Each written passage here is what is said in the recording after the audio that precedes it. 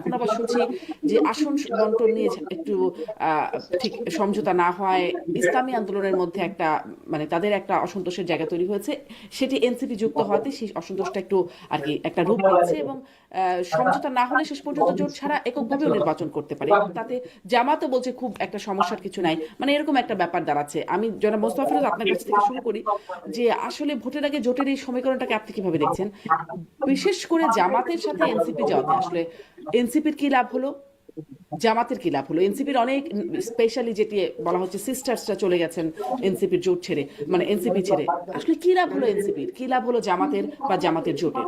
জনাব মোস্তফা ফিরোজ। জি, ধন্যবাদ। তার আগে একটু মানে কোন একটা পয়েন্টে সাউন্ড হচ্ছে আর কি, টেলিভিশনের ভয়েস পাওয়া যাচ্ছে, এটা একটু হ্যাঁ, মিউট করা দরকার। এটা কি ব্যাস শামীম পাটোয়ারির এখান থেকে আসছে নাকি? আমি ঠিক বুঝতে পারছি না। আচ্ছা, যাই হোক, আমি শুরু করি। হ্যাঁ, বিষয়টা হলো বলেন যে শুরু এটা করেন। তো কোনো আদর্শিক কোনো জোট না, এটা হলো বিএনপি কে মোকাবেলা করার জোট। এবং এখন যা যা কর্মসূচি হচ্ছে রাজপথে, সেগুলোর মধ্যেও মানে আসলে সরকার না, টার্গেট হচ্ছে বিএনপি। কারণ বিএনপি আপাতত একটা ভারসাম্যমূলক একটা নীতি চাচ্ছে। তারা আহ কোনো ধরনের এক্সট্রিম কোনো পথে যেতে চায় না। এই যে যেতে চায় না, এই দুর্বলতাটাকে ঠেলে দিয়ে তারা নির্বাচনের সুবিধা নেওয়ার জন্য একটা পক্ষ সেই পিআর পিআরের দাবিতে, গণভোটের দাবিতে নভেম্বরের মাসে মধ্যে দিতে হবে, না হলে নির্বাচন হবে না। নির্বাচন বিরোধী একটা আওয়াজ। তারপরে ওসমান হাদির ইস্যুকে কেন্দ্র করে রাজপথে নেমে ভারতের ভারতকে টার্গেট করা, এই এক্সট্রিম ইস্যুগুলো দিয়ে বিএনপি কে দেখানোর চেষ্টা যে বিএনপি হচ্ছে আপোষকামী, বিএনপির সাথে ফয়সালা হয়ে গেছে। তো এখন বিএনপিকে না হয় বেকায়দে ফেললো, কিন্তু নিজেদের যখন নাকি মনে করছে যে না আমরা মোটামুটি ভালো করতে পারবো বা ভালো করব, তখন এর ভাগিদার তো অনেক, 8 দলীয় জোট, সেই সাথে আবার এনসিপি, কাকে রেখে কাকে দিবে। এখন 8 দলীয় জোটের শরিকরা যে জোটের তালিকা দেখলাম 270টা তারাই চায়, জামাত ইসলামের সাথে 30টা, ভাগে পড়ে 30টা। তাহলে আহ, মানে এই 8 দলীয় জোটের মেইন ইয়েকে মানে অংশকার অংশ হলো জামাত ইসলাম, এটা তো সবাই জানে। হুম, কিন্তু জামাতের অবস্থা এমন যে 110টা আসন তো তারা ছেড়েছেই, আরো ছাড়তে হবে। এবং এনসিপি কে কেন 30টা বা 40টা দেওয়া হবে? ইসলামী আন্দোলনের গোসা, কারণ ইসলামী আন্দোলন মনে করে তারা জামাত ইসলামের সমকক্ষ একটা দল। তো এইটা মনে করা এবং এই নিয়ে যুদ্ধ করা সব মিলে, এবং এনসিপি যে কারণে আসলো, সবকিছুর মধ্যে স্বার্থ। আর সবচেয়ে আমি মনে করি এখানে ক্ষতিগ্রস্ত হলো আসলে এনসিপি। এনসিপির আদর্শ বলতে কিছুই থাকলো না।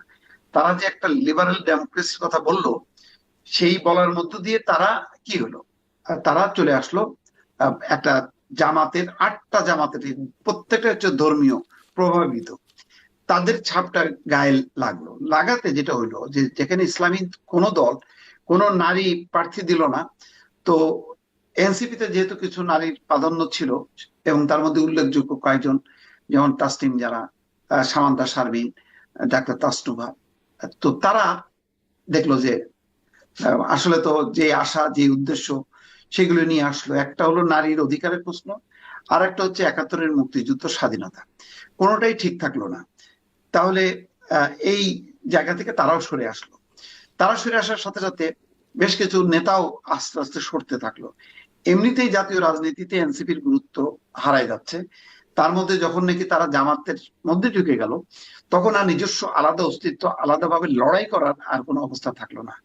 যেই তরুণরা আলাদাভাবে এককভাবে কোন রাজনৈতিক দলের উপর ভরসা না করে এত বড় একটা গণঅভ্যুত্থান সংগঠিত করলো, কিন্তু গণঅভ্যুত্থানের পর ক্ষমতার মধ্যে ঢুকে যে তারা ক্ষমতাটা আঁকড়ে রাখতে যে আস্তে আস্তে তারা ছোট হইতে থাকলো, হইতে হইতে এখন আরো ছোট হচ্ছে, এবং দিন যত যাবে তারা তত ছোট হইতে থাকবে। কিন্তু লাভবান অ্যাকচুয়ালি জামাত ইসলাম।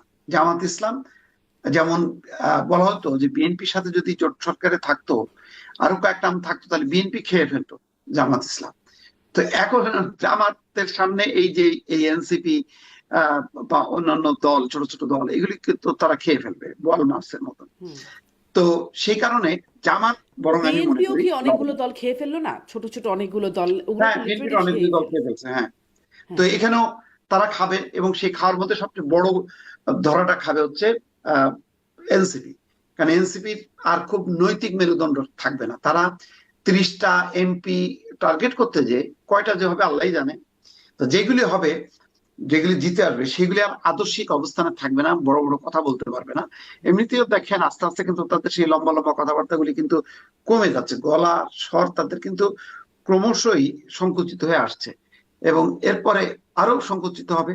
এরপরে কথা বলতে গেলেই কোনো কোনো ওই গ্লাসের পানি খাইতে হবে, এই অবস্থার মধ্যে চলে যাচ্ছে। তো এই মেরুকরণে আমি মনে করি যদি লাভ হয়ে থাকে সেটা জামাত ইসলামের লাভ হচ্ছে। জি। এনসিপির কোনো লাভ আছে বলে আমার মনে হয় না। কারণ যে ইস্যু নিয়ে তারা গেল, বললো যে সংস্কার বিচার, তো সংস্কার বিচার কি বিএনপি কি বলছে নাকি আমরা সংস্কার এই করবো না, আর আমরা ক্ষমতায় গেলে বিচার বাদ দিয়ে মানে আওয়ামী লীগের যারা অপরাধী আছে সবাইকে ক্ষমা করে দেবো, না, কিন্তু এরকম এটা কোনো নিয়ে ঘোষণা একটা দিচ্ছে? বড় প্রশ্ন যারা মোস্তফা ফিরোজ রয়ে গেছে, যে সংস্কার বিচার এগুলোর মধ্যে এগুলোর জন্য আসলে জুলাই সনদ করার দাবি, পরে তো জুলাই সনদেও তারা স্বাক্ষর করলো না। মানে এনসিপি যেটা নিয়ে এত বললো জুলাই সনদ, সেটি ছাড়া নির্বাচন হবে না, জুলাই সনদের ভিত্তিতে নির্বাচন হবে, তারা কি স্বাক্ষর আদৌ করেছে?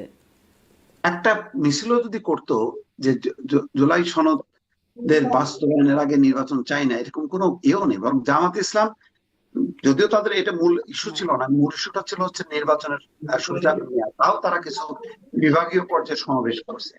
কিন্তু এনসিপি কিন্তু একটা সমাবেশও করেনি। সবচেয়ে বড় কথা জি, হলো এনসিপি কিন্তু উচ্চ কক্ষে শুধু পিয়ার চায়, নিম্ন কক্ষে পিয়ার চায় না। কিন্তু এই ইসলামী দলগুলো কিন্তু নিম্ন কক্ষে, উচ্চ কক্ষে, দুই পক্ষেই কিন্তু তারা পিয়ার চায়। আমি আবারও ডিস্টার্ব হচ্ছে, আমার শোনা যাচ্ছে জি, না। তো সাউন্ড শোনা যাচ্ছে। জি। সেখানে আহ তাহলে তারা যে দাবিটাও থাকলো না তাদের, হ্যাঁ, হ্যাঁ। যে জি, দলগুলোর সাথে মিলে তারা আন্দোলন করছে, সেই তারা কিন্তু নিম্নকক্ষ উচ্চ কক্ষে তারা পিয়ার চায়, এনসিপি চায় শুধুমাত্র উচ্চ কক্ষে। তো সেটাও তো মিললো না। কিসে যে মিললো, মিললো সেটা আসলে ঠিক স্পষ্ট সোজা নয়। কথা, তারা আসন চায়। তা আসন চাওয়া মানেটা কি? আদর্শিক ভিত্তিতে তো চাইলো না এটা। একটা মানে মনে করলো যে একটা বড় দল, তার ভোট গুলো থাকলে আর সেই সাথে তাদের ভোট মিলায় যদি জেতা যায়, এরকম একটা অবস্থা। কিন্তু জি, খুব একটা জমলো না এটা, এই জি, খেলাটায় জনাব মোস্তফা ফিরোজ। এনসিপি জি, একদম পুরোপুরি ধরা খেয়ে গেল। আপনার বিশ্লেষণ স্পষ্ট। আমি জনাব শামীম পাটোয়ারি আপনার কাছ থেকে শুনতে চাই, এবং মানে ওই প্রশ্নটাও, যে আসলে তাহলে এনসিপি জুলাই সনদের স্বাক্ষরও করলো না, যে সেটা নিয়ে এত বক্তব্য, এত আন্দোলনের ব্যাপার আসলো, কিন্তু সেটা নিয়ে স্বাক্ষরও করলো না। এখন জোটে গেল, জোটের একটা হিসাব, ভোটের ভোটের কারণে জোটের একরকম হিসাব হচ্ছে, সেই হিসাবটা নিয়ে তো শুনতেই চাই ব্যারিস্টার পাটোয়ারি। আপনাদেরও জোটের হিসেব আছে কিনা ভোটের আগে, বা আপনাদেরও ভাবনা কিরকম চলছে সেটা একটু শুনতে চাই জাতীয় পর্যায়ে। দেখুন, এনসিপির অবস্থান প্রথম থেকে কিছুটা অস্বচ্ছ ছিল। তারা আন্দোলন করেছে, এবং তাদের উপর হিউজ স্পটলাইট ছিল। আন্দোলন আসলে অনেকেই করেছে, স্পটলাইট তো তাদের দিকে ছিল আন্দোলনের আগে, আন্দোলনের সময়, আন্দোলনের পরে। এবং তারা জাতীয় বীর হিসাবে আবির্ভূত হয়েছে, মিডিয়া তাদেরকে নিয়ে জাতীয় বীর হিসাবে আবির্ভূত করেছে। সারপ্রাইজিংলি তাদের মধ্যে থেকে, আন্দোলনকারীদের মধ্যে প্রায় 3জন ক্যাবিনেটেও ছিল, যারা সদ্য বিশ্ববিদ্যালয় থেকে পড়তে বা সেখান থেকে সরাসরি ক্যাবিনেটে। এটা খুব অবিশ্বাস্য একটা ব্যাপার ছিল, তখন আমার কাছে মনে হয়েছিল। তো ওই ম্যাটিকুলাস ডিজাইনের মধ্যেই সব ছিল, যেটা আমাদের কারো কাছে মনে হয়নি। তো আমি তাদের জামাত ইসলামীতে ফিরে যাওয়ায় বিন্দু মাত্র অবাক হইনি। আমি আজ থেকে 4-5-6 মাস আগেই বলেছিলাম যে এবি পার্টি, ইনকলাব মঞ্চ, গণ অধিকার ফোরাম এবং এই এনসিপি, রাজশক্তির কথা, এরা জামাতেরই এক্সটেন্ডেড ভার্সন। জামাতে গেলে যেহেতু অনেক ক্ষেত্রে অনেক লোক সেই দলটি করবে না, নতুন একটি পরিচয়, নতুন একটি দলে নতুন কিছু লোককে অ্যাট্রাক্ট করা যায়, নতুন কিছু ফেস ক্রিয়েট করা হয়। পুরো স্কিমটাই ছিল নতুন কিছু ফেস ক্রিয়েট করার। এবং এরা কিন্তু অনেকে একসময় ছাত্রলীগও করেছে, ছাত্রলীগ করেছে, আবার তারা অনেকে ছোটবেলায় শিবিরও করেছে, শিবির করেছে, ছাত্রলীগ করেছে, এনসিপি করেছে, এখন জামাতের সাথে অ্যালায়েন্স করেছে। এটা কিন্তু দলীয় বিষয়। আমি এতে মোটেও অবাক হইনি, এবং এটাই এক্সপেক্টেড ছিল। বরং তারা বিএনপির সাথে গেলে যেটা হতো, একটা সময় তারা বিএনপিতে থাকতো না, বিএনপিতে থেকে জামাতের ব্যাপার সার্ভ করতো। সেদিক থেকে আমি মনে করি এটা ভালো হয়েছে। একটা পরিষ্কার চিত্র পাওয়া যাচ্ছে ওদের আদর্শ, ওদের দর্শন, ওদের অ্যাফিলিয়েশন, ওদের একাত্মতা।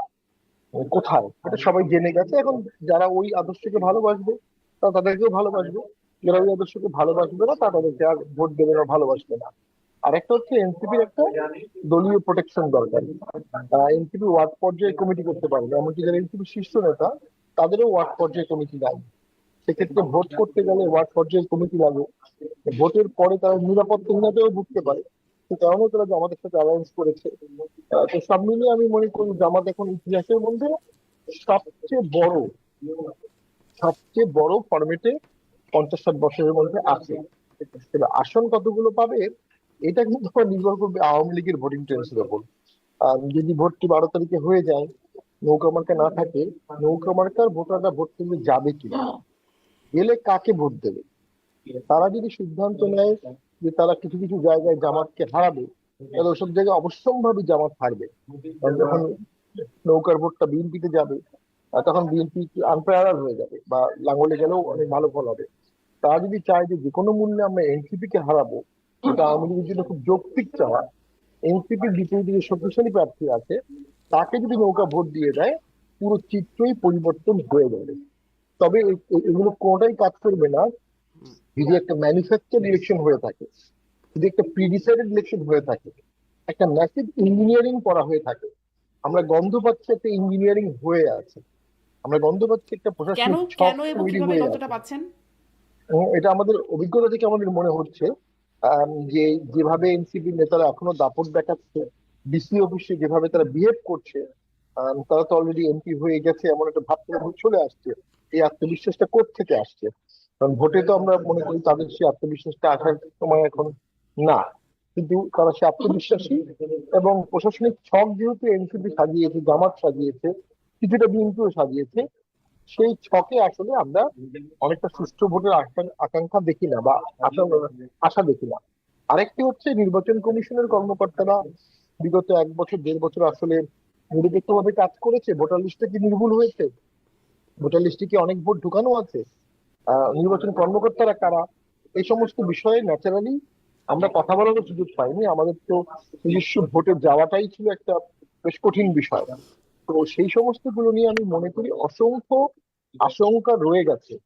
তবে হ্যাঁ, এটা ঠিক, দেশটা দুভাগে ভাগ হয়ে যাচ্ছে, একটা জামাত লীগ ভাগ আর একটা বিএনপি লীগ ভাগ। এখন সেখানে জাতীয় পার্টি কি করবে? জাতীয় পার্টি এখন পর্যন্ত কারোর সাথে কোনো ফর্মাল ভোটে জোটে যাওয়ার কোনো সুনির্দিষ্ট আলোচনা হয়নি। তবে ভোটের 2 দিন আগেও দেখা যায় অনেক সময় আন্ডারস্ট্যান্ডিং হয়। আমরা অতীতে দেখেছি ভোটের 2 দিন আগেও অন্য প্রার্থীর মার্কার প্রার্থীকে স্টেজে উঠিয়ে বলিয়ে দেওয়া হয় যে আপনি আমার ভোটগুলো ওনাকে দিয়ে দেন। তো সেটা হতে পারে, সেটা ভোটের মাঠে নামার পরে আমরা বুঝবো। যদি ভোটে কম্পিটিটিভনেস থাকে, যদি ভোটে আলোড়ন সৃষ্টি হয়, তাহলে অনেক প্রার্থী জাতীয় পার্টির ভোট চাবে, জাতীয় পার্টিও অনেক অন্য দলের ভোট চাবে। এর মাধ্যমে একটা সমীকরণ দাঁড়াতে পারে। তবে আলটিমেটলি কিন্তু একটা বিশাল রোল প্লে করবে ভোটের মার্কার বাইরে থাকা আওয়ামী লীগের ভোটাররা। জি, কিন্তু ধন্যবাদ। কিন্তু মানে ভারত থেকে তো শেখ হাসিনা আহ্বান জানাচ্ছেন যে এই ভোট বর্জনের, এই নৌকার দেখুন সমর্থকদের ভোট না দিতে। দেখুন একটা ভোট যদি হয়ে থাকে, এই ভোটটা একটা নর্মালাইজেশন প্রসেসের পার্ট। এর মধ্যে আওয়ামী লীগও নর্মালাইজেশন হতে পারে। আওয়ামী লীগের সমর্থকরা কোনো একজন প্রার্থীর পক্ষে কাজ করতে পারবে, ভোটের দিন ভোট দিতে পারবে, যে তাদেরকে সুরক্ষা দেবে তাকে এমপি বানাতে পারবে। এবং ন্যাশনালি এই বিষয়ে আওয়ামী লীগ দাবি জানাতেই পারে যে আমরা সুরক্ষা চাই, নিরাপত্তা চাই, আইনি শাসন চাই। এবং লোকালি তো আমরা দেখেছি বিএনপি এবং জামাতের প্রার্থীরা ওপেনলি বলছে তারা আওয়ামী লীগের লোককে সুরক্ষা দেবে, তাদেরকে ভোট দেয়। এই যে ওপেনলি বলছে, এই সুযোগটা কিছুটা আওয়ামী লীগের নেওয়া উচিত। তবে ভোটের ব্যাপারে এখনো কিছু শঙ্কা রয়ে গেছে। যেমন আজকে তফসিলের প্রায় 17 দিন, প্রায় 20 দিন হয়ে গেছে তফসিলের আজকে। এখনো শাহবাগে বিশাল প্রোটেস্ট হচ্ছে এই সরকারকে হুম। হটিয়ে দেয়া, এই সরকারের পতন ঘটানো হচ্ছে। যে 1 মাসের মধ্যে চার্জশিট না হলে এই সরকার পতনের আন্দোলন হবে। তাহলে একদিকে ভোট হবে, আরেকদিকে সরকার পতনের দাবি উঠছে। সরকার চেয়ে চেয়ে নিজের পতনের দাবি দেখছে, তাহলে ভোট করবে কিভাবে? তাকে আগে নিয়ন্ত্রণ নিতে হবে, কন্ট্রোল দিতে হবে, তাকে আগে দেশের টোটাল ক্ষমতাটা নিতে হবে। এগুলো যদি নিতে না পারে, তাহলে ভোট করার সক্ষমতা কিন্তু সরকারের অর্জন হবে না। এবং একটা যেন তেন ভোট হতে পারে, একটা আচ্ছা, নিকৃষ্ট ভোট হয়ে যেতে পারে, ব্ল্যাক ভোট হতে শাহবাগের পারে। ভোটের মানে শাহবাগের আন্দোলনও একটা ভোটের আগে একটা ফ্যাক্টর হতে পারে, ভোট সুষ্ঠু নির্বাচন হবে কিনা সেটা নিয়ে একটা প্রশ্ন তোলার জন্য শাহবাগের সেই প্রোটেস্টের কথা আপনি বলছেন। এটা নিয়ে আমি আরেকটু আলাদা করে কথা বলতে চাই। তবে আপনি বললেন যে ভোটের আগে বা আর এক সমীকরণে অনেক কিছু আরো পরিবর্তন হতে পারে, ঠিক আগ মুহূর্তে অনেক কিছু পরিবর্তন হতে পারে। আমি মুস্তাফিজ এমনকি নির্বাচনের পরেও মানে আহ, একটা সমীকরণ, সংসদে যাওয়ার একটা সমীকরণ বা সরকারে কিভাবে যাবে সেই সমীকরণ হতে পারে। এটি আসলে আসছে জামাতের আমিরের বক্তব্য থেকে। তিনি রয়টার্সকে দেওয়া সাক্ষাৎকারে তিনি বলছেন ঐক্যমতের সরকার করার ব্যাপারে আলোচনা হয়েছে, প্রস্তাব আছে তাদের। জনাব তারেক রহমানের সাথে যখন দেখা করলেন সেখানে গিয়েও তিনি নির্বাচনের পরেও একসাথে বসার জন্য আহ্বান জানিয়েছেন বা সেই বিষয়ে কথা হয়েছে তাদের মধ্যে, এটি আমরা জানতে পেরেছি। তিনিও বলেছেন আসলে মানে এই ঐক্যমতের সরকার জিনিসটা আবার কি, মানে কিরকম হতে পারে, কি এই প্রস্তাব কি গ্রহণ করবে বিএনপি, কিভাবে, কি মূল্যায়ন আপনার? আমি জি জি, জনাব মোস্তাফিরুজ। জি, এটা না, এটা গোপন না, এটা প্রকাশ্যেই বলেছেন যে আগামী 5 বছর আমরা দেশের স্থিতিশীলতার স্থিতিশীলতার স্বার্থে আমরা একসঙ্গে কাজ করতে পারি কিনা, এটা যে আমাদের আমিরের বক্তব্য। হুম। তার মানে তারা যে জাতীয় সরকার কথা বলছে সেই সরকারে বিএনপিকেও রাখতে চায়। এখন এই সরকারে মানে বিএনপিকে রাখতে যায়, তারেক রহমান তো এখন দেশে আছেন, তাহলে জামাত যদি যেতে, তাহলে শফিকুর রহমান কি প্রধানমন্ত্রী হবেন না, নাকি হবেন? তারেক রহমানের অবস্থান কোথায়? তারেক নাকি যদি জিতলেও তারেক রহমানকে প্রধানমন্ত্রীর প্রস্তাব দেওয়া হবে? এগুলি কোনোটা খোলাসা হয়নি। বিএনপিও এটার ব্যাপারে কোনো যেভাবে জামাতের আমির বললেন তারেক রহমানের সাথে বৈঠক করে, বিএনপি কিন্তু এই ব্যাপারে মুখ খোলেনি। তাদেরও জাতীয় সরকারের অর্থাৎ সেই মানে ফরম্যাটটাও আমরা জানি না। এই জাতীয় সরকারে কি হবে, এই জাতীয় সরকারে কি সত্যিকার অর্থে কোনো বিরোধী দল থাকবে না, নাকি সেই মানে সবাই মিলে সরকার, সবাই মিলে সংসদ, ওই আগের একটা অবস্থার মতন, যেটা আওয়ামী লীগ নানান চেষ্টা করেও এটা একটা ব্যর্থ একটা প্রচেষ্টা। গণতান্ত্রিক সিস্টেমে সরকার যারা নির্বাচিত হবে তারা সরকার পরিচালনা করবে, যারা জিতবে না তারা বিরোধী দলে থাকবে। বিরোধী দলের দায়িত্বশীল ভূমিকা, সরকারের দায়িত্বশীল ভূমিকা মিলেই হচ্ছে একটা গণতান্ত্রিক সিস্টেম আবর্তিত হয়। এখানে সবাই মিলে আমাদের মন্ত্রী হইতে হবে, সবাই মিলে আমাদের সংসদে এমপি থাকতে হবে। এটা তো অদ্ভুত ব্যাপার, এটা তো আর এক ধরনের ফ্যাসিজম। এগুলি হলো আপনার দুর্বল গণতন্ত্রে যখন নাকি এই ধরনের ঐক্যমত্য সরকার বলা হয়, জাতীয় সরকার বলা হয়, এগুলো হলো ফ্যাসিবাদের লক্ষণ। তো বাংলাদেশে একটা সত্যিকারের বিরোধী দল দরকার, সত্যিকারের একটা সরকারি দল দরকার, অর্থাৎ পার্লামেন্ট, একটা কার্যকর পার্লামেন্ট যদি গঠন হয়, এটাই হচ্ছে মানে এক ধরনের ভালো সরকার, ভালো জি, গভর্নমেন্ট। জনাব মোস্তাফিজ, আপনি বলছিলেন যে বিএনপি এখন এই বিষয়ে কিছু বলে নাই বা তাদের আসলে তার সম্মতি আছে মানে কিনা। জামাতে বিএনপিও তো রেইনবো সরকারের কথা বলেছিল, জাতীয় সরকারের কথা বলেছিল, সেটি যে আন্দোলনের সময় তারা যখন আন্দোলন করছিল, মানে না, তারাও তো এটা বলেছিল। না, তারা বলেছে তারা যাদের সাথে নিয়ে আন্দোলন করছে, যে এই দলগুলো, সেখানে তো জামাত ইসলাম ছিল না, কিন্তু জামাত ইসলামও যখন বলছে তখন আমি ভাবছিলাম যে তারা 8 দলীয় জোট যখন ক্ষমতা যাবে ওইটাই জাতীয় সরকার বলে প্রচার করবে। কিন্তু এখন দেখা যাচ্ছে তারা বিএনপি কেও চায়। আমার ধারণা যে এটা একটা মানে একটা কৌশল, যে তারা এতই উদার, এতই ভালো চায় দেশের, যে বিএনপি কেও সাথে নিয়ে এগোতে চায়। এটা হলো নির্বাচনের কালে এই ধরনের অনেকগুলো কথা, যেমন নারীর অধিকারের কথা আমরা শুনলাম, কিন্তু এই 8টা দলের একটা দলও কোন নারীকে এমপি পদে দিল না, অথচ তারা নাকি সবচেয়ে বেশি নারী অধিকার প্রতিষ্ঠা করবে দেশে আসলে। তো এইগুলি হলো নির্বাচনের সময় অনেক মুখরোচক কথাবার্তা, মন ভোলানো কথাবার্তা, এইগুলি বলা হচ্ছে। তো এই জাতীয় সরকার আমার মনে হয় যে যেভাবে প্রস্তাবটা দিয়েছেন সেটা যদি আক্ষরিক অর্থে হয়, আমি মনে করি এটা একটা বিপজ্জনক সরকার হবে। এটা কোনো জাতীয় সরকার হবে না। জাতীয় সরকার দরকার নেই। প্রত্যেকটা পার্লামেন্টের সরকারি বিরোধী দল যার যার অবস্থান থেকে দায়িত্বের সাথে দায়িত্ব পালন করলেই সেটি হবে দায়িত্বশীল সরকার। আমাদের জাতীয় সরকারের চেয়ে মানে কার্যকর পার্লামেন্ট দরকার, দায়িত্বশীল সরকার দরকার, দায়িত্বশীল বিরোধী দল দরকার। তো যাই হোক, এটা হলো আমার মতামত। এখন বিএনপির এই প্রস্তাবের ব্যাপারে আজকে গতকালকে তো গেলই, কালকেও আমরা কোনো আলোচনা শুনি নেই বিএনপির পক্ষ থেকে। আজকেও কিন্তু শুনিনি। বিএনপি একটা কৌশল নিয়েছে যে আমি কারোর বিরুদ্ধে কোনো কথাবার্তা বলবো না, আমি চুপচাপ ঐক্য, শান্তি, নিরাপত্তা, সমৃদ্ধি এই কথাগুলি বলবো। তা এগুলি আর হয়তো কয়েকদিন পরে বোঝা যাবে যে আসলে বিএনপিও কি করতে চায়। বিএনপি অপোজিশনকে মোকাবেলা করার ক্ষেত্রে এই যে নানা রকম কথাবার্তা বলছে তারা, যে বিএনপি ফ্যাসিবাদের দোসর, বিএনপি হচ্ছে চাঁদাবাজ, দুর্নীতিবাজ, তাহলে তাদেরকে নিয়ে আবার জাতীয় সরকার হয় কিভাবে?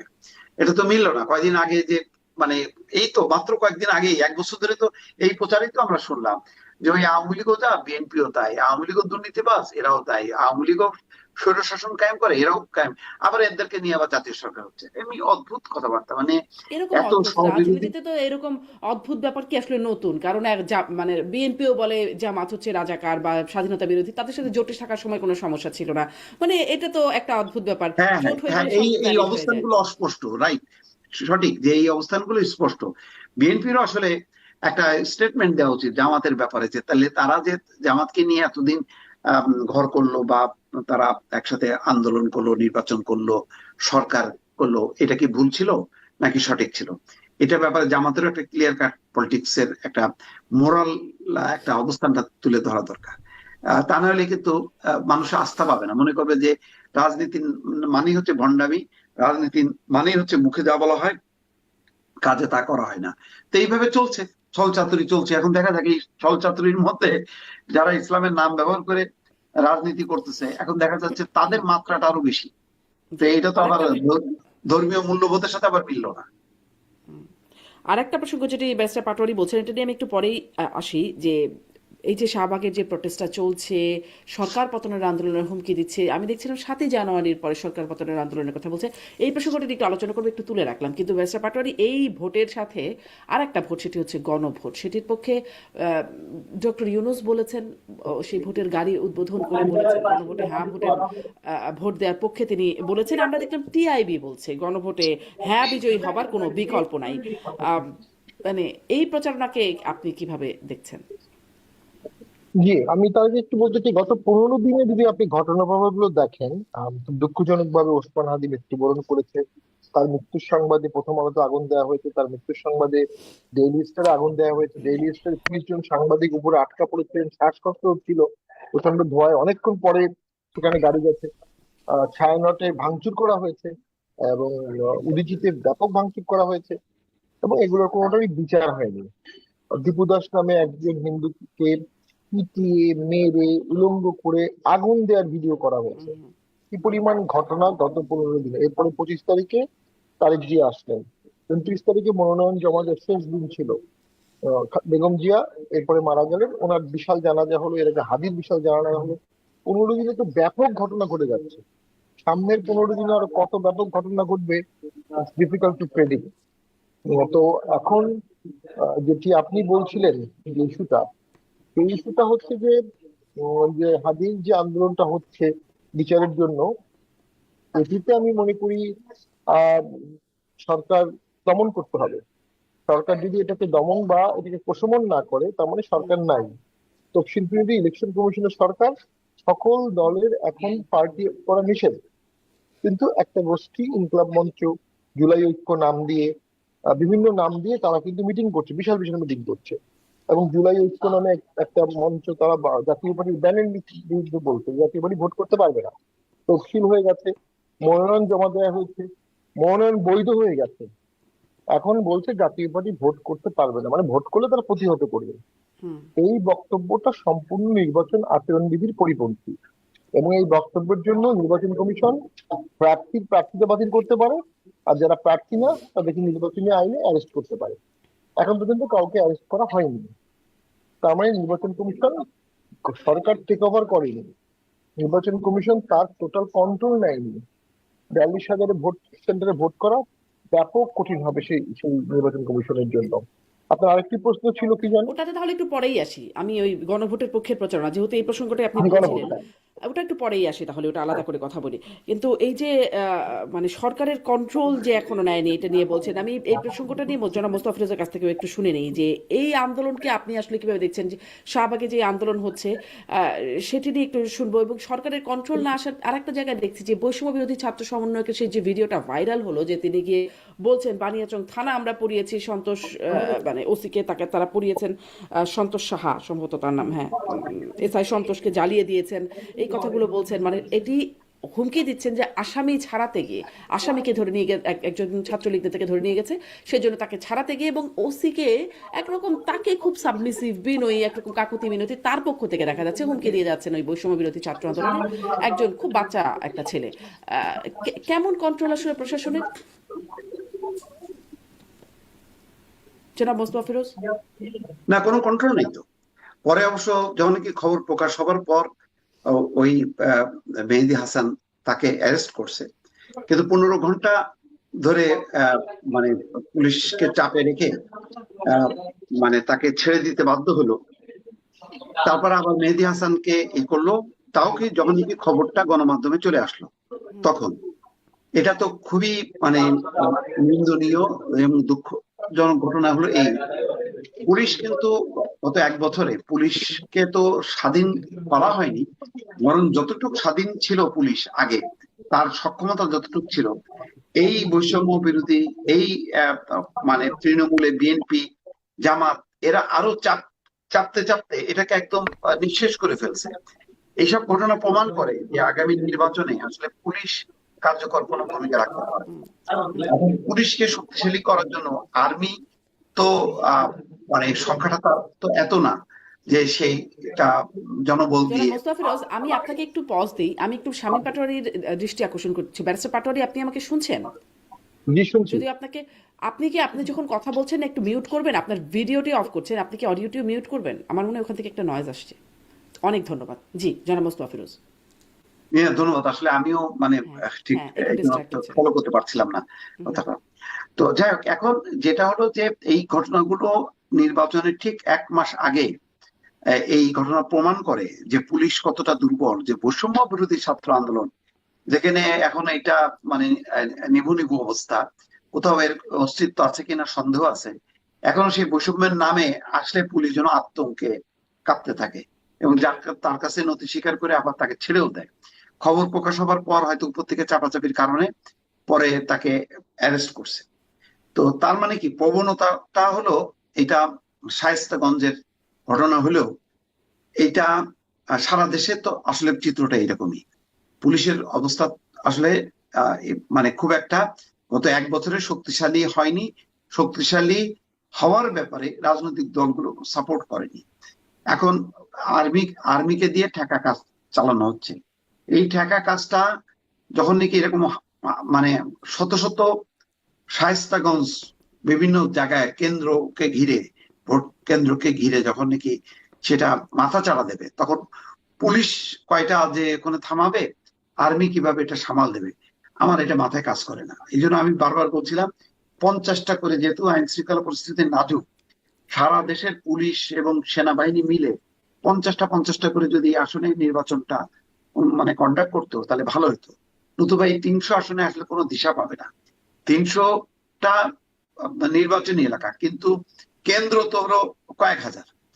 তো এতগুলি কেন্দ্র কিভাবে সামাল দেবে? দেখা যাবে স্থানীয় পর্যায়ে যার শক্তি আছে সেই করবে। ইতিমধ্যে আপনি জানেন যে একটা ঘটনা আপনাকে বলি, 17 মাস পরে টাঙ্গাইলের একটা আসনে একজন প্রার্থীর বিরুদ্ধে মামলা হয়েছে।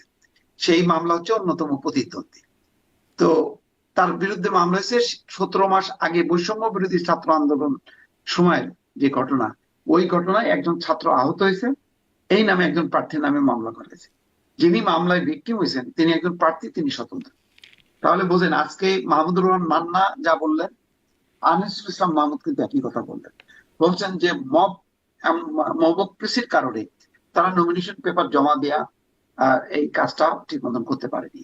মাহমুদুর রহমান মান্না একই কথা বললেন। দেখেন মিলে গেল কোথায়। মাহমুদুর রহমান মান্না, যিনি এই গণঅভ্যুত্থানের অন্যতম নেতা, তিনি যা বলছেন, আর যাকে বলা হচ্ছে স্বৈরাচারের দোষর আনিসুল ইসলাম মাহমুদ, মানে তার কথাও একই। তার মানে দুইজনই ভিকটিম। হওয়ার পর দুজনের কথা এক, যে মবের কারণে তারা নমিনেশন পেপারটা ঠিক মতন জমা দিতে পারেননি, তাদের যাচাই বাছাইটা ঠিক মতো হয়নি। সেখানে মান্না ভাই পরিষ্কারভাবে বলেছেন যে ঢাকা থেকেও মানে আইনজীবী কয়েকজন যে এবং স্থানীয়ভাবে তারা এমন ভাবে নির্দেশ আদেশ দিচ্ছে যাতে রিটার্নিং কর্মকর্তা সেটা শুনতে বাধ্য হয়। তাহলে আমরা জানি যে এখনো প্রশাসন সেই দুর্বল, পুলিশও দুর্বল। একদম স্পষ্ট এই আপনি অবস্থায় যদি প্রশাসন এরকম নিয়ন্ত্রণ নিতে পারেন চাপাচাপি নাই। হয় তাহলে পরিস্থিতি কি দাঁড়াবে?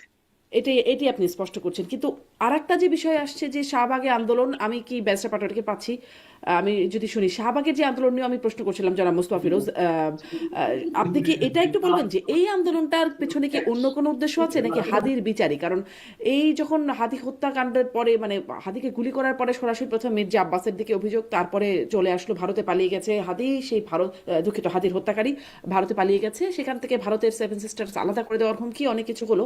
তারপরে এখন আবার ইনকিলাব মঞ্চের মানে আমি দেখছিলাম জুমা, ফাতিমা তাসনিম জুমা ডাকসু নেত্রী, তিনি লিখছেন যে ফয়সাল দেশেই আছে, হয় কারো অনিচ্ছায় তাকে ধরা হইতেছে না অথবা এনকাউন্টারের পরিস্থিতি তৈরি করার জন্য অপেক্ষা করতেছে। এটা তার স্ট্যাটাস আমি দেখছিলাম, ফাতিমা তাসনিম জুমা লিখছেন। এর আগেও দেখছি ইনকিলাব মঞ্চের পেজ থেকে বলা হচ্ছে যে ক্রস ফায়ারের যেন না দেয়া হয় সেই বিষয়ে বলছে। আসলে মানে কি হচ্ছে? ইনকিলাব মঞ্চ এইরকম তথ্য কোথা থেকে পাচ্ছে যে তারা দেশেই আছে, এনকাউন্টারের পরিস্থিতির ব্যাপারে তারা এটা কিভাবে বলছে? অন্যদিকে তাহলে যদি তাই হয় তাহলে তার আগে ভারতের সেভেন সিস্টার্স আলাদা করে দেওয়ার হুমকি কেন? এবং এখন সরকার পতনের আন্দোলন কেন? মানে বিচার প্রক্রিয়া তো কিছু কিছু করে এগোচ্ছে, সরকার পতনের আন্দোলন কেন? একটু ছোট্ট করে শুনে ব্যারিস্টার পাটোয়ারির কাছ থেকে শুনতে চাইবো জনাব মুস্তফা ফিরোজ। আমি প্রশ্নটা আবার একটু রিপিট শুনতে আমি চাচ্ছি। বলছিলাম যে এই যে ফাতিমা তাসনিম জুমা যেটি বলছেন যে হুম, হুম। শুটার দেশেই আছে, কারো অনিচ্ছা থেকে হয় ধরা হচ্ছে না অথবা ক্রস ফায়ারের জন্য অপেক্ষা করতেছে, এইরকম একটা স্ট্যাটাস তিনি দিচ্ছেন। কিন্তু আগে তো শুনলাম তিনি হাদি ভারতে পালিয়ে গেছেন, এই জন্য সেভেন সিস্টার্স আলাদা করে দেওয়া হবে এরকম হুমকিও আসলো যে ভারতের আধিপত্যবাদ এই এই সেই নানান কিছু। তারপরে এখন আবার মানে যে শুটার দেশেই আছে, তাকে ধরা হচ্ছে না, সরকার পতনের আন্দোলনও তারা শুরু করে দেবে, মানে সরকারের উপর অনিচ্ছা জ্ঞাপন করছে। এই বিষয়টাকে আসলে কিভাবে দেখছেন? এখানে কি মানে হাদি হত্যার বিচার নাকি সাথে আরো কিছু আছে এর উদ্দেশ্যের মধ্যে?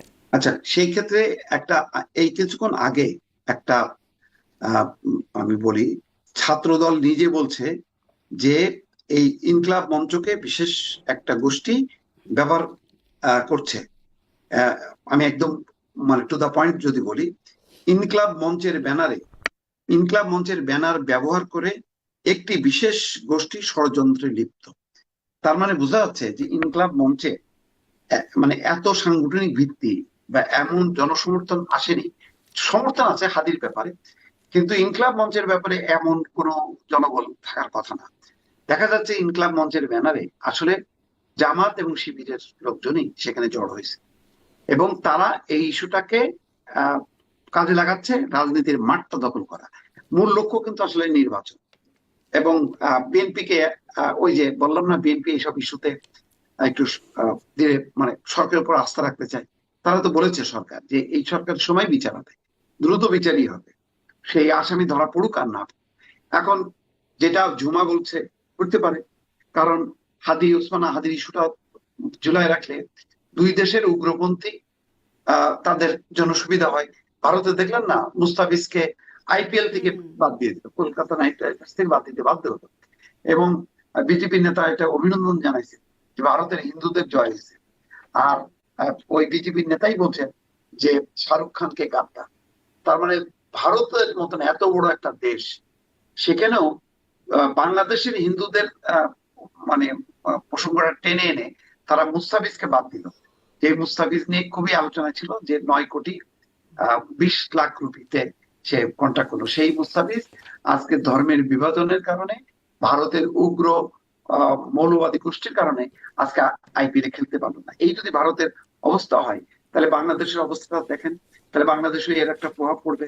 এইখানে প্রভাব পড়লে এখানকার সাম্প্রদায়িক উগ্র গোষ্ঠী সুবিধা পাবে, আর ওখানে প্রভাবটা পড়লে ভারতের বিজেপির এবং তার সাম্প্রদায়িক গোষ্ঠী তারা সুবিধা পাবে। দুই দেশের সাম্প্রদায়িক গোষ্ঠী হয়তো মিলেমিশে এরকম একটা ইস্যু নিয়ে খেলছে, যে খেলা আসলে মানুষের মধ্যে একটা ধর্মের বিভাজন ঘটলো। দেখেন দীপু চন্দ্র দাস, সে তো বাংলাদেশের, তার সে তো বাংলাদেশি, তার তো ধর্ম হোক, যদি মুসলিম হতো তাহলে কোনো সমস্যা ছিল না ভারতের। এটা কোনো কথা হইতে পারে? তো ভারতে যখন কি মুসলমানরা নিপীড়িত হয়, তাহলে বাংলাদেশ কি রিয়াক্ট করবে? মুসলিম বিশ্ব কি রিয়াক্ট করে না? এটা ভারতের আভ্যন্তরীণ বিষয় হিসেবে ধরে নেওয়া হয়, কিন্তু ভারত কিন্তু এটা ধরলো না।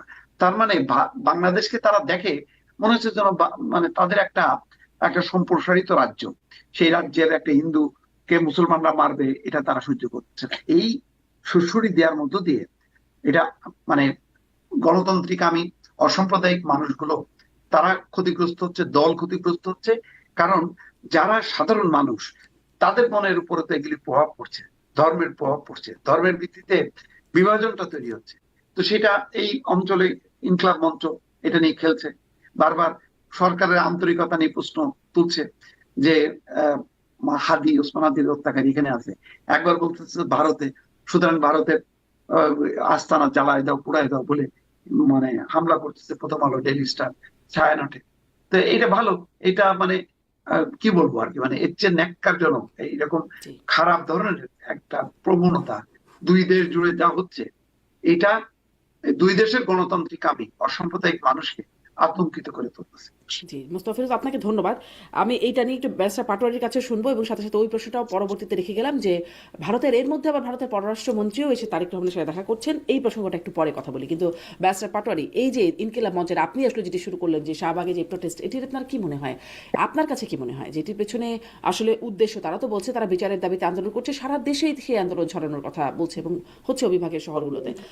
এটার আসলে উদ্দেশ্য কি, বিচার, নাকি এর পেছনে আরো অন্য কিছু আছে? তাদের আবেগটা যৌক্তিক।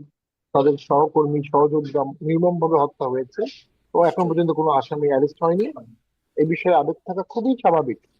তবে রাষ্ট্র, দেশ, ভোট, নির্বাচন তো অনেক বড় বিষয়।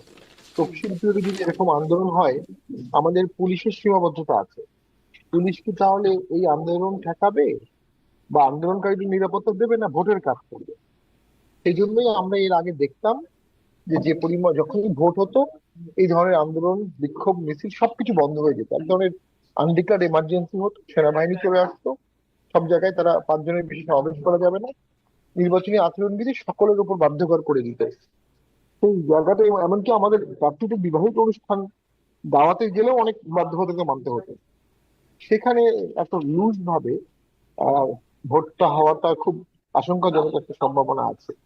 পাশাপাশি যে সমস্যাটা হচ্ছে, আমরা যেটা অনুভব করছি, তবে তারেক জিয়ার আগমন 25শে ডিসেম্বরে এটা দেশকে ভোটের দিকে অনেকদিন নিয়ে গেছে এবং বিএনপি অনেকদূর এগিয়ে গেছে।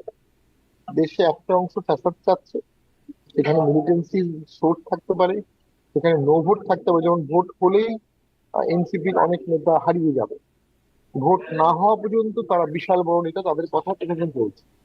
তো তারা অনেকেই ভোট পাবে না। এই ভোট না চাওয়া অংশের জন্য তারেক জিয়ার আগমন একটা কুঠারাঘাত, এবং দেশটাকে মোটামুটি গণতান্ত্রিক ট্রানজিশন, অন্তর্ভুক্তি, ইনক্লুশন, সকলকে নিয়ে একটা সংসদ করা, সকলকে দেশ চলার ক্ষেত্রে তারেক জিয়া নতুন দৃষ্টান্ত স্থাপন করতে পারেন, এবং সেটা উনি করবেন বলেই আমার বিশ্বাস। ঠিক সেরকম একটি কমিটমেন্ট তার মধ্যে দেখাও যাচ্ছে। আরেকটি আপনি যেটা বলেছেন গণভোট নিয়ে, গণভোট নিয়ে মানুষের মধ্যে আমি কোনো আগ্রহ দেখছি না। গণভোট শব্দটিও আমি অনেক সময় এলাকায় শুনছি না। 4টি প্রশ্নের একটি গণভোট, 4টি প্রশ্ন পড়ে বোঝার মতো আগ্রহ ভোটারদের থাকবে কিনা। তবে অতীত ইতিহাস বলে বাংলাদেশে গণভোট কখনো হারেনি, এবং কখনো কখনো 118% ভোট পেয়েও জিতেছে কোনো কোনো সেন্টারে। সেটাই হয়ে থাকে। এটা ওই পূর্ব নির্ধারিত একটি সাজানো ইঞ্জিনিয়ারিং ছকের মধ্যে পড়ে যেতে পারে।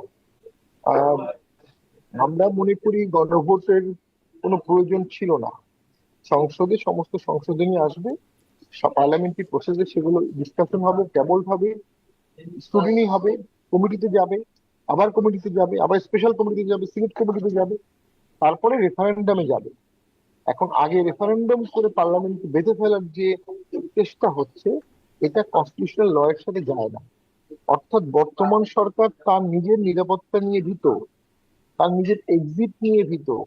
সেই জন্য সে ভোটের আগেই একটা রেফারেন্ডাম নিয়ে নিজের বৈধতা, অথবা তথাকথিত বৈধতা, অথবা তথাকথিত সনদের বৈধতা দিয়ে নিজেকে সেফ রাখতে চাচ্ছে। পরবর্তী সরকারকে বর্তমান সরকার বিশ্বাস করছে না। এই জিনিসটি আমার উপলব্ধি। তবে একটা বিপ্লব যদি হয়ে থাকে, আন্দোলন যদি হয়ে থাকে, সেটাকে আবার ভোট দিয়ে জাস্টিফাই বা রেটিফাই করার তো আমি কোনো কারণ দেখি না, কোনো প্রয়োজনও নাই। তো সেক্ষেত্রে আমি মনে করি জিনিসটা জটিল করে ফেলা হয়েছে। ভোটাররা ভোট কেন্দ্রে গিয়ে অনেক সময় লাগবে এগুলো পড়ে বুঝে ভোট দিতে। অনেকে বুঝবেও না, অনেকে ভোট দেবেও না, অনেকে ভুল ভোট দিয়ে দিবে। তো সেটা ইয়েট টু সি গভর্নমেন্ট কিভাবে হ্যান্ডেল করে। এখন কিন্তু পর্যন্ত মাঠে টিআইবি এই ঘাটে আমি গণভোটে হ্যাঁ ভোটের পক্ষে প্রচারণা করছে, মানে তারা বলছে হ্যাঁ বিজয়ী হবার কোনো বিকল্প নাই। মানে টিআইবির পক্ষ থেকে এমন প্রচারণাকে কিভাবে দেখেন, মানে তারা এখানে কিভাবে একটা পক্ষ হয়ে সেটা তো প্রচারণা মানে করছে? জনগণ জনগণ বিচার করবে। হ্যাঁ, এখানে কিছু ভালো জিনিস আছে, বিচক্ষণ বিশিষ্ট আইনসভা আছে, কিছু অ্যামেন্ডমেন্টের কথা বলা আছে যেগুলো নির্বাচিত সরকার সাধারণত যে অ্যামেন্ডমেন্ট গুলো করে না। তবে BNP subject to few reservation এখানে তো স্বাক্ষর করেছে। তো বিএনপি যদি ক্ষমতায় যায়, তাহলে তাকে এগুলো বাস্তবায়ন করতে হবে। এবং যদি বিএনপি ক্ষমতায় গিয়ে এগুলো বাস্তবায়ন না করে, তাহলে তার জনসমর্থন মধ্যে সে পড়বে। সেদিক থেকে আমি মনে করি টিআইবি একটা নিরপেক্ষ প্রতিষ্ঠান হিসেবে কোনো পক্ষ নেওয়া উচিত না। তার ওই ওই রিফর্ম গুলো দরকার। প্রক্রিয়াটা কিন্তু তিনি কেউ চাপিয়ে দিতে পারে না। প্রক্রিয়াটা তো হ্যাজ টু বি গণতান্ত্রিক হতে হবে। সংবিধান তো এখনো সাসপেন্ডেড না। আমি এই কথাগুলো বলেছিলাম মেবি আপনার টকশোতেই। হুম। এখন বাংলাদেশে দুটো সংবিধান, একটা আমাদের সংবিধান, বৈধ, ভ্যালিড, কনসিস্টেন্ট, ফ্লারিশিং, আর একটা জুলাই সনদ। কারণ জুলাই সনদে আমার অনেক কিছু আছে এটা সংবিধানের উপরে স্ট্যাটাস চলে গেছে। সংবিধান আর জুলাই সনদ একসাথে থাকতে পারে না। আর্টিকেল 17 অনুযায়ী সংবিধান অনুযায়ী অ্যামেন্ডমেন্ট করতে হবে সংবিধানকে। জুলাই সনদ কিন্তু সংবিধান অনুযায়ী সংবিধানকে অ্যামেন্ডমেন্ট করছে না। জুলাই সনদ করছে রেফারেন্ডাম অনুযায়ী। যেই রেফারেন্ডাম সংবিধানে নাই, তাহলে আপনাকে আগে সংবিধান সংশোধনের রেফারেন্ডাম নিয়ে আসতে হতো, তারপর রেফারেন্ডাম দিতে হতো। রেফারেন্ডাম শব্দটা এই মুহূর্তে সংবিধানে নেই। আর বর্তমান সরকার সবকিছু করতে পারবে, সংবিধানকে অ্যামেন্ডমেন্ট করতে পারবে না অর্ডিন্যান্স দিয়ে। তাহলে জি। একটা স্টাক সিচুয়েশন তৈরি করে ফেলেছে সরকার। এখান থেকে উত্তরণ কি হবে আই ডোন্ট নো। জি, মিস্টার পাটোয়ারি, সংবিধানের কথাই তো আমরা খুব নাই যাই, কারণ সংবিধানে এত কিছু হয়ে গেল সংবিধানের বিষয় নিয়ে, কোনটা যে সাংবিধানিক হচ্ছে কোনটা যে অসাংবিধানিক হচ্ছে তার সংজ্ঞাটাই মনে হয় এখন পাল্টে গেছে। ফলে ওই দিকে আর কথা বলতে নাই যাই। একটা কথা বলছিলাম যে একটু বলবো, প্রসঙ্গটা আনবো, জনাব মোস্তফা ফিরোজ, যে ভারতের পররাষ্ট্রমন্ত্রী এর মধ্যে তারেক রহমানের সাথে দেখা করে গেলেন ডক্টর ইউনূস, বা পররাষ্ট্রমন্ত্রী উপদেষ্টার সাথে দেখা তার হলো না, কিন্তু তারেক রহমান সাথে দেখা করে গেলেন, একটা বার্তা নিশ্চয়ই তিনি দিয়ে গেলেন। আপনার কাছে কি মনে হয় যে এটি আসলে কি বার্তা? তারা কি একরকম ধরেই নিয়েছেন যে তারেক রহমানই হচ্ছেন পরবর্তী প্রধানমন্ত্রী? বা আবার দেখছিলাম যে ভারতের প্রতিরক্ষা মন্ত্রী রাজনাথ সিং তিনিও বাংলাদেশ দূতাবাস ভারত দিল্লিতে সেটা মানে ভ্রমণ করেছেন, এবং সেখানে স্বাক্ষর বয়ে শোক বয়ে খালেদা জিয়াকে নিয়ে শোক বয়ে সেখানে তিনিও তার মন্তব্য লিখেছেন। এরকম মানে এটা কেমন অ্যাপ্রোচ মনে হচ্ছে আপনার কাছে? না, পজিটিভ। আমার মনে হয় ভারতের একটু দেরিতে হলেও তার ঘুম ভেঙেছে, এবং ভারত বারবার বলছিল যে বাংলাদেশে নির্বাচিত সরকার আসলে এখন যে ব্যবধানটা, সেই ব্যবধানটা কিন্তু কমে যাবে। জয়শঙ্কর আসার সাথে সাথে এতগুলো দেশের পররাষ্ট্রমন্ত্রী আসলো, আহ, বা প্রতিনিধি আসলো, মানে সবার নজর কিন্তু জয়শঙ্করের দিকে। কারণ আহ, আহ, জয়শঙ্করের মানে কোনো প্রতিনিধি আসেনি বাংলাদেশে। হুম, হুম। যে উপলক্ষে আসুক না কেন, এই সফরটা ছিল, ব্যারিস্টার আহ, পাটোয়ারি, আবার একটু মিউট করবেন আপনার অডিওটা? ব্যারিস্টার পাটোয়ারি, আপনি যদি একটু অডিওটা যে মিউট করেন। উদ্দেশ্যে আসুক না কেন, আহ, এই সফরটা ছিল পুরোপুরি রাজনৈতিক এবং কূটনীতিক। তারা বর্তমান সরকারকে আসলে মানে আহ, উপরে সন্তুষ্ট নয়, এবং হয়তো স্বীকারও করতে চায় না। যে কারণে যা বৈঠক হলো বা কথাবার্তা হলো, সেটা দেখা যাচ্ছে সরকারের দুইজন উপদেষ্টা, আসিফ নজরুল এবং আহ জাতীয় নিরাপত্তা উপদেষ্টা। নিরাপত্তা উপদেষ্টা ডক্টর খলিলুর রহমান। অথচ অন্য দুইজন নেপাল এবং ভুটানের প্রতিনিধি কিন্তু ডক্টর মোহাম্মদ ইউনূসের সাথে কথা বলেছেন। এখানে জয়শঙ্কর চাইলে পারতেন, কিন্তু তিনি যাননি, অথবা সরকার বলতে পারে যে আহ, আমরা অ্যালাউ করিনি, এটাও হইতে পারে। কিন্তু গুরুত্বপূর্ণ ফোকাস পয়েন্ট ছিল এখানে বিএনপি এবং তারেক রহমান, যার জন্য নরেন্দ্র মোদীর লম্বা একটা চিঠি হস্তান্তর করেছেন তিনি, যেখানে তারেক রহমানের নেতৃত্বের প্রশংসা, খালেদা জিয়ার ভারত বাংলাদেশ সম্পর্ক গড়ে তোলার প্রত্যয়, সেইটার প্রশংসা। অর্থাৎ এক ধরনের মানে রাজনৈতিক সরকার, ভবিষ্যতে যে রাজনৈতিক সরকার আসবে যে দলের হাত ধরে, তাদের সাথে একটা সম্পর্ক স্থাপন। পাশাপাশি দেখেন, রয়টার্স এর মাধ্যমে আমরা জানতে পারলাম যে ভারতের দুজন কূটনীতিকও ডাক্তার শফিকুর রহমানের সাথে দেখা করছে। যদিও এটা নিয়ে একটু বিব্রতকর অবস্থার মধ্যে পড়েছে শফিকুর রহমান, যে ভারতের কূটনীতিকরা বলেছিলেন যে এটি মানে মিডিয়াতে না জানানোর জন্য। তো শফিকুর রহমান সেটি সেই কথাটা রক্ষা করতে যে পরে যখন এটা রয়টার্স এর মাধ্যমে এটা সামনে আসলো, তখন জিনিসটা দাঁড়ালো যে তাহলে এটা কেমন কথা হলো যে ভারতের কথা রক্ষা করলো।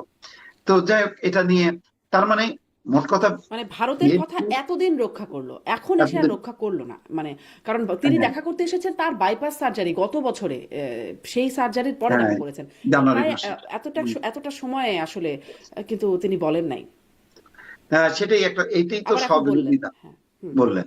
তো মোট কথা ভারত আহ, জামাত এবং বিএনপি দুইজনকে হাতে রাখছে, দুইজনের সাথে সম্পর্ক স্থাপন করছে।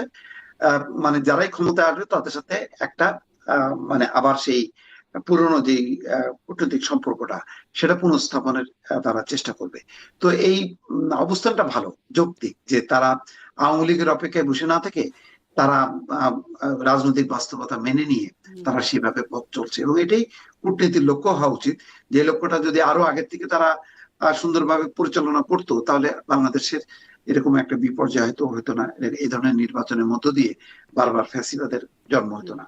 যাই হোক, আমি মনে করি যে ভারত তার ভুল বুঝতে পেরেছে, এবং তারা হয়তো ইউটার্ন একটা নীতি নিয়েছে, যে তারা বিএনপি ক্ষমতায় আসুক, জামাত ক্ষমতায় আসুক, তাদের সাথে রাজনৈতিক সম্পর্ক, কূটনৈতিক সম্পর্ক স্থাপন করবে, কিন্তু বর্তমান সরকারের সাথে না। বর্তমান এটি আমি একটু, সরকারের ইউনূসের প্রতি হয়তো তাদের একটা বিতৃষ্ণা আছে, বা আমি বিভিন্ন ব্যারিস্টার কথাবার্তা। পাটোয়ারির কাছে এটা শুনবো, তবে একটু মোস্তাফিরুজ ওটা বলবেন যে ওই যে 1 বছর পরে এসে তিনি বললেন, এতদিন ধরে তিনি আসলে ভারত যে অনুরোধটা করেছিলেন না বলার জন্য, তিনি এতদিন ধরে সেই অনুরোধটা রেখে এসেছেন, এবং এখনো যে পুরোপুরি রাখছেন না তা না, কারণ বলেন নাই যে কোন কূটনীতিক এসেছেন বা কি কথা বলেছেন, সেগুলো বলেন নাই। এটা কি সেই যে অনেকে আবার ওই যে জাতীয় পার্টির চেয়ারম্যান জি এম কাদের যেটি বলেছিলেন যে অনুমতি নাই, এটা বলা যাবে না ভারত থেকে ঘুরে এসে, এবং তিনি বলেন নাই, ওই না বলার সাথে মিল খুঁজছেন, একটা মিল পান? হ্যাঁ, অবশ্যই মিল পাই, কিন্তু এখানে আরেকটা আরো মানে মানে এর দিকটা, খারাপ দিকটা হলো যে তাদের কর্মীরা যখন কি বলছে দিল্লি না ঢাকা, ঢাকা ঢাকা, আবার ভারতের আবার সেই দেখা করলো, সেই তথ্যটা পর্যন্ত প্রকাশ তারা করলো না ভারতের অনুরোধে। এইটাও বা কেমন কথা? তো এটা মিললো না, তো এটা এক ধরনের স্ববিরোধিতা, বা মানে এক ধরনের প্রতারণামূলক আচরণ, যে আমি মাঠে দিল্লি বিরোধী মানে স্লোগান দেব, কিন্তু ভেতরে ভেতরে আবার সম্পর্ক স্থাপন করব, তাদের কথা রাখবো। এটা তো হয় না কথা। কূটনীতিতে সরকার কখনো প্রকাশ্যে কখনো গোপনে নানান কারণে করতে পারে, কিন্তু যখন কি অন্য স্টেক হোল্ডাররা গোপনে মানে সম্পর্ক রাখে এবং সেটা প্রকাশ করে না, তখন বোঝা যায় যে তাদের একটা অন্য মতলব আছে। তো এখন তো জামাত, তো তাই জামাতের গোপন রাখা তো কোনো দরকার ছিল না। অসুস্থ দেখতে এসছেন, তো এটা বলতে সমস্যাটা কোথায়? ভারত পরে কি করলো না করলো সেটা বড় কথা না, আমি কি করলাম সেটা বড় কথা। তো সেই অবস্থানটার সাথে মিললো না, তার কারণ মানে যেই ভারতের সময় কথা কম কথাটা বেশি প্রকাশ সবাই পাইলো। একটু একটু রাখেই, ভারতের কথা হ্যাঁ, সবাই সবাই রাখে। আমি জি জি ব্যারিস্টার পাটোয়ারিকে এই প্রসঙ্গেও একটু শুনি, আমার হাতে আর সময় আসলে নাই। মানে ভারতের পররাষ্ট্রমন্ত্রী এসে তারেক রহমানের সাথে দেখা করলেন, আবার গোপন রাখার কথা বলেছিলেন জামাতের আমিরকেও, সেটিও আপনাদেরকেও একসময় গোপন রাখার কথা বলেছিলেন, যেটি জি এম কাদের বলেছেন। এখনো কি এমন কোনো যোগাযোগ আপনাদের সাথেও হচ্ছে কিনা? মাঝে মাঝে দেখা যায় প্রণয় ভার্মার সাথে আপনাদের একটা যোগাযোগ আছে, আপনাদের বিভিন্ন পার্টিতে মানে যে ছবিগুলো অন্তত দেখা যায় সেখানে। সোশ্যাল অকেশনে দেখা হয়। দেখুন, হুম, ভারত আমাদের গুরুত্বপূর্ণ প্রতিবেশী। আমাদের দেশের স্বাধীনতা, সার্বভৌমত্ব, আভ্যন্তরীণ বিষয়গুলোতে আমরা ডিসকাশন করব। ভারতকে আমাদের অ্যাটাক করারও দরকার নাই, উস্কানোরও দরকার নাই, সেভেন সিস্টার নিয়ে আমাদের মাথা কামানোর দরকার নেই। আমরা আমাদের দেশ নিয়ে মাথা কামাবো। যারা এই ধরনের উস্কানিমূলক বক্তব্য গত 1 বছর দিয়েছে, তারা সামহাও ভারতের কাছে একটা নন ডেমোক্রেটিক অ্যাপ্রোচ এক্সপেক্ট করেছিল, একটা প্রভোকেশন ছিল। যদি কোনো কারণে ভারত এখানে রিয়াক্ট করতো, তাহলে দেশে একটা হসপস লাগতো, একটা বিশাল ইন্টারন্যাশনাল ক্রাইসিসের জোন হতো বাংলাদেশ। এটা ষড়যন্ত্রের পার্ট ছিল বলে আমি মনে করি। তো ভারতের বিরুদ্ধে সবচেয়ে বড় অভিযোগ যেটা বাংলাদেশের সাধারণ মানুষের হাতে কাছে ছিল, বা আমাদেরও ছিল, যে ভারত আওয়ামী লীগ ছাড়া আর কাউকে বন্ধু বা আরো কারোর সাথে বন্ধুত্ব করে না, করেনি। তো সেখানে বেগম জিয়ার জানাজা এবং মহাপ্রণয়ের পরে জয়শঙ্কর সাহেব নিজে সামরিক ট্রেন দিয়ে এসে তারেক জিয়ার সাথে কথা বলেছেন, নরেন্দ্র মোদীর যে শোক বার্তা দিয়েছেন, কিছু সাইন ভারত আওয়ামী লীগের বাইরেও আরো অনেক দলের সাথে ফ্রেন্ডশিপ করতে চাচ্ছে। এখন সেই দলটি অবশ্যই সেই দল হবে না যারা ভারতের এখন সেভেন সিস্টার নিয়ে কথা বলবে। ডক্টর ইউনূস স্যারের ক্ষমতায় আসার পর তার ডান পাশের লোক এবং বাম পাশের লোকরা বাংলাদেশের ম্যাপ নিয়ে বড় করে দেখিয়েছে অফিসিয়াল পজিশনে থেকে। তারা অফিসিয়ালি অনেক বেশি প্রভোকেটিভ ডায়লগ দিয়েছে, হুঙ্কার দিয়েছে। তো স্বাভাবিকভাবেই তাদের সাথে ভারতের শীতলতা হওয়া খুবই স্বাভাবিক। ভারত প্রথম থেকেই বলেছিল তার ইলেকটেড গভর্নমেন্টের সাথে রিলেশন মেনটেন করবে। তো বাংলাদেশের সাথে ভারতের কিছু ট্রেড আছে, এয়ার রুট আছে, ভিসাটা এখন কমে আসছে। তো যখন আস্তে আস্তে ডেমোক্রেটিক গভর্নমেন্ট আসবে, আস্তে আস্তে রিলেশনটা নর্মাল হবে, আস্তে আস্তে ভিসাও বাড়বে। দ্বিপাক্ষিক সম্পর্ক তো দুজনের জন্যই অবশ্যই দরকার। বিশেষ করে বাংলাদেশের বাণিজ্যের জন্য ভারতের সাথে সুসম্পর্ক রাখা বাংলাদেশের স্বার্থে প্রয়োজন। তো এটাকে ডিএসকেলেশন অফ টেনশন না করে বিগত 1 বছর টেনশনটাকে এসকেলেট করা হয়েছে ফর এ ভেরি নিষ্ঠুর আলটেরিয়র পারপাস। একটা যুদ্ধকে ইনভাইট করা হয়েছিল, একটা যুদ্ধ লেগে যেতে পারতো, মারা যেত কারা? বাংলাদেশের মানুষ। এবং কোন বাংলাদেশি দেশপ্রেমিক বাংলাদেশি এটা সজ্ঞানে করবে, সে দেশপ্রেমিক হতে পারে না। বিগত সময় যারা এটা করেছে তারা দেশপ্রেমিক না, তারা এজেন্ডা নিয়ে কাজ করেছে। তবে আমার মনে হয় তাদের এজেন্ডা হয়তোবা ব্যর্থ হতে যাচ্ছে। ডেমোক্রেটিক বাংলাদেশের মাধ্যমে ট্রানজিশন ঘটবে এবং আওয়ামী লীগের জন্য এটা দরকার। আওয়ামী লীগ যুদ্ধ করে বাংলাদেশে ঢুকবে, সিভিল ওয়ার ঘটিয়ে বাংলাদেশে ঢুকবে, এটা কোনো সলিউশন হতে পারে না। ধাপে ধাপে ডেমোক্রেটিক ভাবে তার মানে কি আওয়ামী লীগের আওয়ামী লীগ ঢোকারও একটা রাস্তা তৈরি হচ্ছে ভারতের এই মানে এই অ্যাপ্রোচের মধ্য দিয়ে? না, আওয়ামী লীগের অনেকের বিচার হয়েছে, অনেকের বিরুদ্ধে চার্জশিট হয়েছে। বিপুল সংখ্যক শীর্ষ নেতাকর্মী বাংলাদেশে সঠিকভাবে আসতে পারবে না বিচার ছাড়া। এর বাইরে যে আওয়ামী লীগটা থাকবে তারা একটু পরিশীলিত, একটু ক্লিন, একটু রিফর্মড আওয়ামী লীগ হবে। তাদের রাজনৈতিক অধিকার ফিরে আসতেই পারে, ফিরে আসাটাই তো উচিত। আপনি এত বড় একটা সমস্যা নিয়ে দীর্ঘমেয়াদী তো দেশ চলবে না, এই সমস্যাটা সমাধান করতে হবে। জি, ব্যারিস্টার পাটোয়ারি, শেষ লাইন, আপনাদের সাথে কোনো গোপন যোগাযোগ ভারতের হচ্ছে কিনা, যেটি আপনারা আগের মতোই প্রকাশ্যে আনছেন না, এরকম কিছু কি এখনো হচ্ছে? দেখুন, বিগত 23 সালে যে এজেন্ডা ভারতে গিয়েছিলেন সেখানে এজেন্ডা কি ছিল আমি জানি না। আমি অনেকবারই বলেছি এজেন্ডা তো এমনও হতে পারে যে বাংলাদেশে আরেকটা একতরফা ভোট হলে বাংলাদেশের মানুষ রিভল্ট করবে, যেটা হয়েছে। আরেকটা একতরফা ভোট হলে বাংলাদেশের ইকোনমি কলাপস করবে, এটাও তো এজেন্ডা হতে পারে। তবে হ্যাঁ, আলোচনাটা উনি জনসমক্ষে সাংবাদিকদের বলেননি, না বলাটাই শিষ্টাচার, যেটি আমাদের আনিস সাহেবও বললেন, চ্যাটহ্যাম রুল। তো জামাতের আমির সাহেব বললে এটা তাদের কাছে গ্রহণযোগ্য, জিএম তাদের বললে অগ্রহণযোগ্য। এটাই হচ্ছে রাজনীতির একটা ডাবল স্ট্যান্ডার্ড আমাদের মধ্যে রয়ে গেছে। তো আমি মনে করি ভারতের সাথে সুসম্পর্কের গুরুত্ব সকল রাজনৈতিক দলই বুঝবে, যদি সে রাজনৈতিক দল হয়। আর সে যদি টেররিস্ট গ্রুপ হয়, মিলিশিয়া গ্রুপ হয়, তাহলে যুদ্ধ লাগিয়ে হাঙ্গামা লাগিয়ে সেটা টেরোরিজম ব্যবসা করতে পারে। এই টেরোরিজম ব্যবসা তো আমরা বাংলাদেশে হতে দিব না, জি, যে কোনো মূল্যে আপনি আমরা ডাবল ঠেকাবো। স্ট্যান্ডার্ডের কথা বলছেন, তা তো একটা বিষয় আছে।